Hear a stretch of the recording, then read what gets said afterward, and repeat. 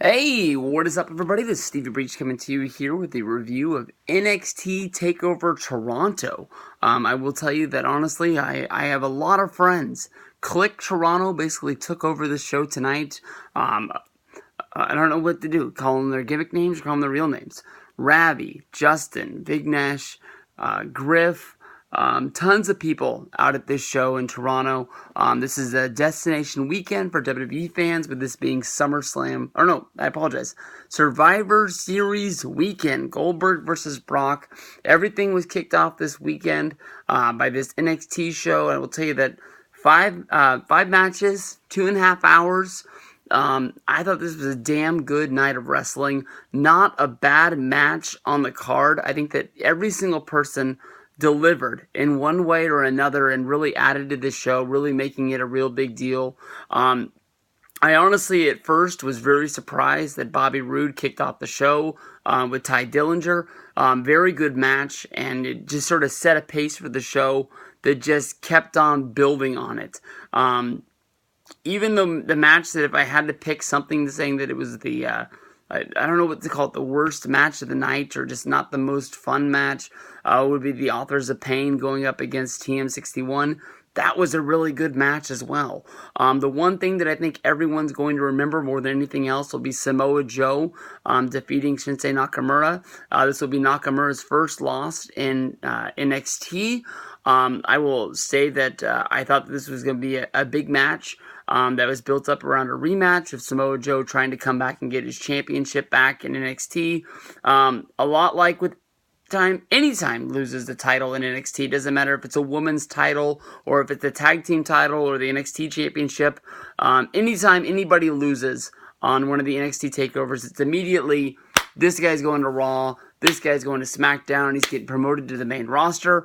I honestly thought that Nakamura was going to be the guy. I thought that if anybody was being built up to beat Nakamura, or even to be built up to have a feud, it would be Bobby Roode. I thought that's the direction that they were going.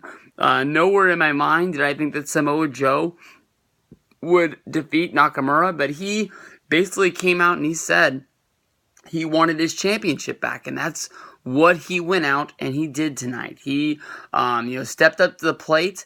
He fought a good fight against Nakamura. He brought it to him. A very physical match. At the end of the match, you can see a cut underneath Samoa Joe's eye. I almost thought it was like the top of the nose, like Kevin Owens when he first came to WWE and he was wrestling in NXT.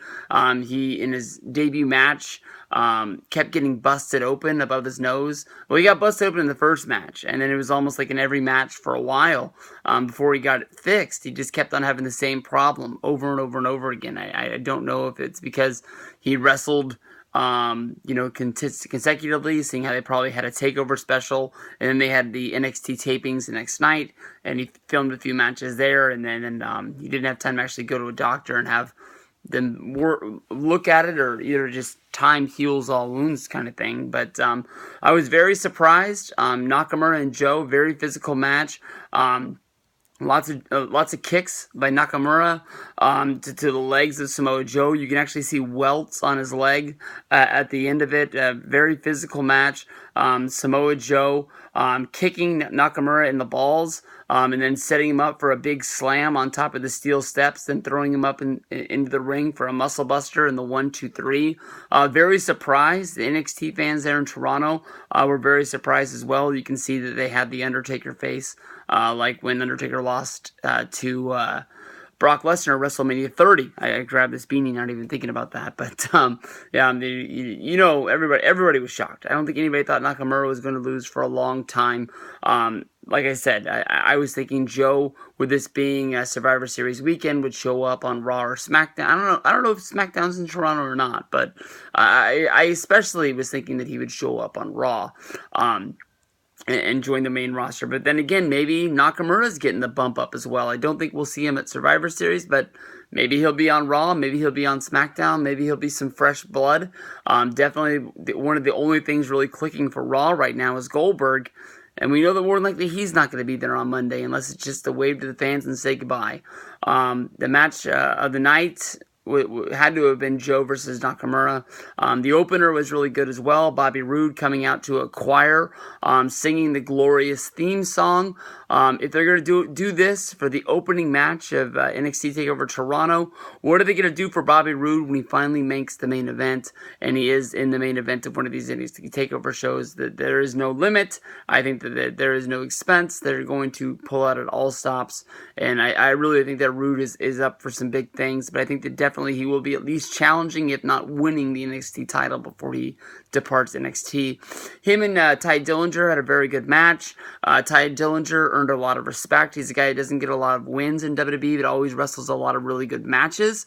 I love cheering 10. He's one guy, like I said, he's the Bam Bam Bigelow kind of guy. He's a glorified jobber. He doesn't win a lot of matches, but he's always in the thick of it because he can wrestle good matches. WWE, they'll figure out what they got, but he's always the one guy who's always sort of in the discussion of being brought up to the main roster, even though he's never really got the big push. He's at least turned babyface out of the heel persona that nobody really wanted him to be because everybody loved chanting 10, 10, 10. But Bobby Roode was able to get the win here, but everybody chanted 10 for Dillinger. He didn't do it on the way out. I think that honestly maybe he should have, but I think he was acknowledging all of the fans, really soaking it in there. From there we went to the Authors of Pain going up against TM61 in the final of the Dusty Rhodes Tag Team Classic. We had Paul Ellering suspended above the cage in sort of an 80s gimmick where he was up there on top.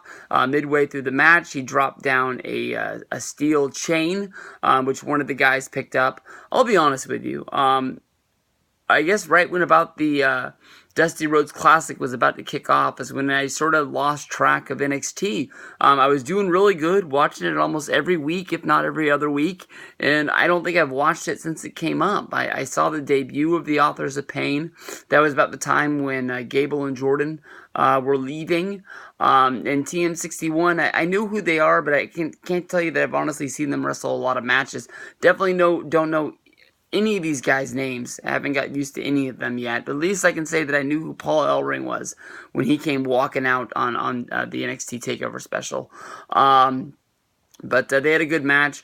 Authors of Pain ended up getting the win anyways over TM61. The chain went flying into the crowd. I'm sure that's going to be a story tomorrow. Either some fan trying to make their minute of fame or make a couple $1,000 saying that the chain hit him and they weren't looking for it. A lot like when Brock Lesnar threw the car door into the stands. From there we went to the match that I was looking forward to the most. This was my main event of the night.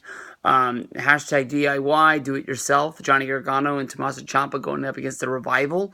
This was a 2 out of 3 falls match with the Revival getting the first fall and Johnny Gargano getting the second one. I thought when they set the stage for the last fall of the night, the referee let everybody get their bearings, let everybody get their straight. They took like a good 30 to 45 second, maybe even a minute break to make you build up anticipation.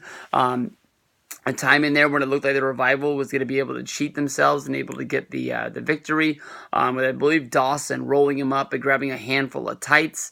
There was a spot during the match which honestly to me was a little bit confusing. Johnny Gargano went to go kick one of the members of the Revival, and when he did, the Revival was holding the championship belt up, and even though Gargano kicked the belt and the force went in and hit him in the eye, I'm not sure if it was Dawson or Wilder, but you can actually see right after the impact, it cut his face from the belt hitting him. In my mind, I thought they were doing a spot where it looked like he was holding the belt because he was going to try and hit him, and Gargano sort of reversed it. In my mind, the title belt that they should have knocked out the Revival guy, and that's, I'm not saying that they didn't know what they were doing, but that's where I would have ended the match in my mind, because I thought it was done there, and when it was the Revival guy who was able to make it seem like he had delivered the blow, and Gargano was selling the fact that his shin was busted up, I was just fucking confused. I didn't know what the hell was going on. Great match though, Gargano and Tommaso Ciampa. People have been rumoring that they're having the breakup thing since the Cruiserweight Classic when they had their match, I believe in the first round, and they stared each other down after having a great classic match. Tommaso Ciampa basically making it look like he wanted more, but they've been best buddies. They're roommates now, living in Orlando, so we'll see where this builds to. But I'm hoping they're off to having a good championship run. Honestly, in my mind, I'm not looking forward to seeing the Revival bumped up, seeing what they've done with American Alpha. So let's see how long we can keep them there, but I'm not looking for them to be Blake and Murphy either, guys that had a good run in NXT and then didn't get the bump up, and now it's almost like SmackDown and Raw don't want them, and NXT doesn't know what to do with them anymore either. So I don't even know if they're a team anymore. During the warm up to the Joe versus Nakamura match, it looked like Joe was beating the hell out of both of them, and they weren't wearing the same attire. So I don't know if they had a blow off match on NXT, but Joe broke it up. I'm not sure what happened, but maybe somebody will tell me in the comments below. And then we went from there to Asuka going up against Mickie James. They peppered the crowd with the Asuka masks. Mickie James' entrance was pretty cool as well. She wore the attire that she wore at the end of her run in WWE. I'm not going to call it the Mickie James era, but that's what most people are going to remember, when she was wearing sort of like the disco-style tights. In my mind, I'm always going to remember Mickie James wearing the skirt and acting like it was an accident when the skirt rode up and you could see her butt and stuff like that. And Mickie James lifts the tail out there for any Blade Braxton WrestleCrap radio fans out there. You can't go wrong. Asuka was able to get the win. I thought that once it was done, Mickie James went up and tried to shake Asuka's hand. Asuka is always sort of looked at a little bit weird because of her style. She didn't accept the handshake, instead held the title up. Asuka came in, I thought she was a heel. She sort of became babyface, but I've always sort of looked at her not knowing if what she's doing is leading to a heel turn in NXT, unless they're going to go with a rematch, and that's why they were doing the stare down between Mickie James and Asuka at the end. I don't really know who's next. You've got Liv Tyler, is it Liv Morgan? Liv Tyler? When I say Liv Tyler, it makes me think of Steven Tyler's daughter, which I can't think of what her name is, the girl from Armageddon. And I know she was in Lord of the Rings, but the hot chick with the blonde hair, and she's getting beat up by those two chicks. I hear about it on the Brian and Vinny NXT reviews. One of them's name's like Billy Kay or something like that, but I'm not sure what they're doing. But it seems like that's going to be its own feud, so I don't know who's single that can come in and do it. I don't know where the next NXT TakeOver special is. Maybe they'll bring Mickie back for one more run. Maybe they'll have somebody in NXT there. Maybe somebody will drop down, almost like when Tyson Kidd did. Somebody who's not being used in the Survivor Series angle and fill in at NXT there. So I'm not sure.